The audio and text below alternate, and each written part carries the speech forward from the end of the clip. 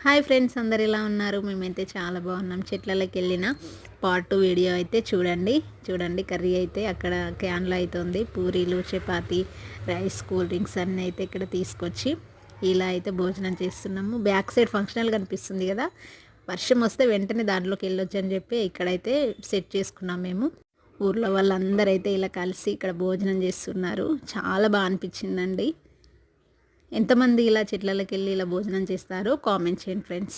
మా వాళ్ళు అయితే అందరు అటెండ్ అయ్యారు. చూడండి, అక్కడ చిన్నక్క వాళ్ళ పిల్లలు, అత్తమ్మ, అమ్మ పక్కనే కూర్చున్నారు కబుర్లు చెప్పుకుంటూ. చూడండి, అక్కడ మామయ్య వాళ్ళు, బావ వాళ్ళు అందరైతే అటెండ్ అయ్యారండి. చాలా బాగా అనిపించిందండి.